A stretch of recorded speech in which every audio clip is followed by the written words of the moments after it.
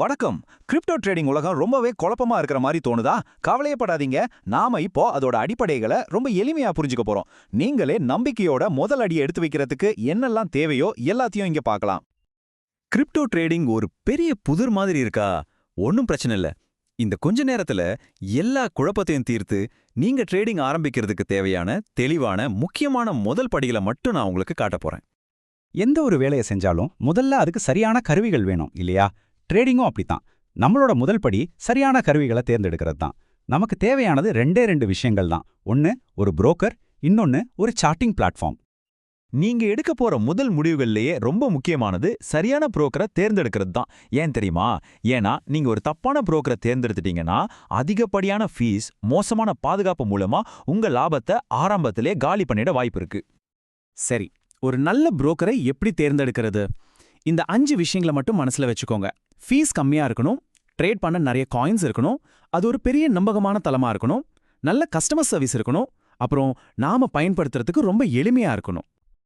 அடுத்து சார்ட்டிங் கருவி. விலையோட நகர்வுகளை பகுப்பாய்வு செய்ய உலகம் முழுக்க இருக்கிற ட்ரேடர்கள் பயன்படுத்துற ஒரு முக்கியமான இலவச கருவிதான் tradingview.com. நாம அடுத்து பார்க்க போற எல்லா உதாரணங்களும் இதுல இருந்து தான். அதனால இப்போவே ஒரு இலவச கணக்கை திறந்து வச்சுக்கோங்க. ஓகே, இப்ப நம்மகிட்ட கருவிகள் இருக்கு. அடுத்ததா ஒரு சார்ட்டை படிக்கிற திறமைய வளர்த்துக்கணும். வாங்க அதோட மிக அடிப்படையான விஷயத்திலிருந்து ஆரம்பிக்கலாம். அதுதான் கேண்டில் ஸ்டிக். சிம்பிளா சொல்லணும்னா, ஒவ்வொரு கேண்டில் ஸ்டிக்கும் ஒரு குறிப்பிட்ட நேரத்துக்குள்ள, அதாவது ஒரு நாள் அல்லது 1 மணி நேரத்துக்குள்ள வாங்குறவங்களுக்கும் விற்கிறவங்களுக்கும் நடுவுல நடந்த ஒரு சின்ன போராட்டத்தோட கதை. இந்த கேண்டில்களை ஒன்னா சேர்த்தா சந்தையோட முழு கதையும் நமக்கு தெரிஞ்சிடும். பச்சை கேண்டிலுக்கும் சிவப்பு கேண்டிலுக்கும் என்ன வித்தியாசம்? ரொம்ப சிம்பிள். பச்சை, அதாவது புல்லிஷ் கேண்டில்னா விலை ஆரம்பிச்சதை விட அதிகமா முடிஞ்சிருக்குன்னு அர்த்தம். சிவப்பு, அதாவது பியாரிஷ் கேண்டில்னா விலை ஆரம்பிச்சதை விட கம்மியா முடிஞ்சிருக்கு, அவ்வளவுதான். உதாரணத்துக்கு இந்த பின் பார் வடிவத்தை பாருங்க. அந்த நீளமா மெல்லிசா இருக்கிற கோடுக்கு பேரு விக். இது ஒரு கயிறு இழுக்கிற போட்டி மாதிரி. ஒரு பக்கம் விலைய பலமா இழுக்க முயற்சி பண்ணிருக்காங்க, ஆனா எதிரணி அவங்கள ரொம்ப சக்தியோட பின்னுக்கு தள்ளிருக்காங்க. இந்த நீளமான விக் ஒரு வலுவான நிராகரிப்போட அடையாளம். சரி, இப்போ கேண்டில்களை படிக்க தெரியும். ஆனா ஒரு ட்ரேடுக்குள்ள எப்படி நுழையிறது, எப்படி வெளியே வர்றது, அதுக்கான அடிப்படை கட்டளைகளை பார்க்கலாம். இத சரியா புரிஞ்சுக்கிறது தான் உங்க வெற்றியை தீர்மானிக்கும். ஒரு ட்ரேட்ல நுழைய 2 முக்கிய வழி இருக்கு. மார்க்கெட் ஆர்டர்னா எனக்கு இப்பவே வேணும்னு சொல்ற மாதிரி அப்போதைக்கு சந்தையில என்ன விலையோ அந்த விலைக்கு உடனே ட்ரேட் நடந்துடும். லிமிட் ஆர்டர்னா நான் நினைச்ச விலை வந்தா மட்டும் போதும்னு சொல்ற மாதிரி நீங்க எதிர்பார்த்த விலை வரும்போது மட்டும்தான் ட்ரேட் நடக்கும்.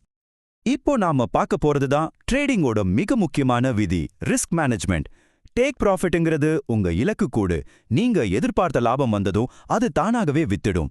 ஸ்டாப் லாஸ்ங்கிறது உங்க முக்கியமான பாதுகாப்பு வலை. ஒருவேளை ட்ரேட் உங்களுக்கு எதிரா போனா பெரிய நஷ்டம் வர்றதுக்கு முன்னாடியே ஒரு சின்ன நஷ்டத்தோட உங்களை வெளியே கொண்டு வந்துடும். என்னைக்குமே ஸ்டாப் லாஸ் இல்லாம ட்ரேட் பண்ணாதீங்க. இப்போ தனித்தனி கேண்டில்களை தாண்டி சந்தையோட ஒட்டுமொத்த அமைப்பை எப்படி புரிஞ்சுக்கிறதுன்னு பார்ப்போம். பெரிய படத்தை பார்க்க ஆரம்பிச்சாதான் நாம சிறந்த முடிவுகளை எடுக்க முடியும். சப்போர்ட் மற்றும் ரெசிஸ்டன்ஸ் அப்படின்னா என்ன?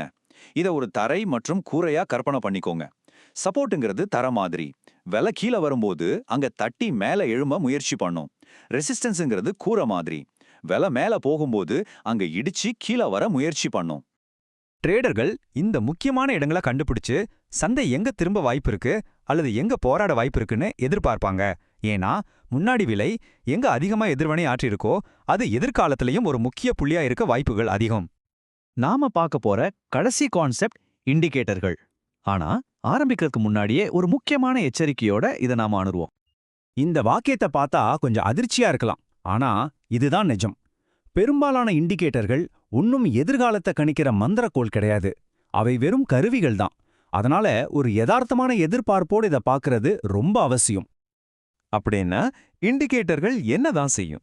அவை கடந்த கால விலை டேட்டாவை எடுத்துக்கிட்டு சில கணக்குகளை போட்டு அடுத்து என்ன நடக்கலாங்கிறதுக்கான சில துப்புகளை கொடுக்க முயற்சி பண்ணும், அவ்வளவுதான்.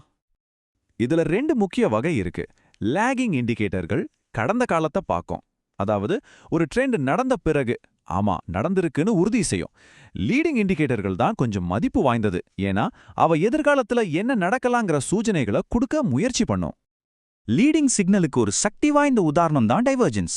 விலை ஒரு புது உச்சிக்கு போகும்போது ஒரு இண்டிகேட்டர் மட்டும் கீழே வந்தா அதுக்கு என்ன அர்த்தம்னா இப்போ போய்கிட்டு இருக்கிற அந்த ஏறுமுகம் பலவீனமாகுது, சீக்கிரமே ஒரு திருப்பம் வரலான்னு அர்த்தம். இது ஒரு முக்கியமான எச்சரிக்கை அறிகுறி. வாழ்த்துக்கள். ஒரு ட்ரேடரா உங்க பயணத்தை தொடங்க தேவையான அத்தனை அடிப்படை கட்டமைப்பு கற்களையும் இப்போ நீங்க கத்துக்கிட்டீங்க.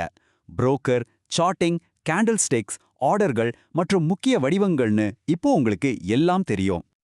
இப்போ உங்ககிட்ட அடிப்படைகள் இருக்கு. ஆனா உண்மையான கேள்வி இதுதான். இந்த அறிவை பயன்படுத்தி நீங்க சொந்தமா பகுப்பாய்வு செஞ்சு முடிவெடுப்பீங்களா, இல்ல மற்றவங்க சொல்றத கண்ண மூடிட்டு பின்பற்றுவீங்களா? உங்க கற்றல் பயணம் இப்பதான் தொடங்குது. தொடர்ந்து கத்துக்கிட்டே இருங்க.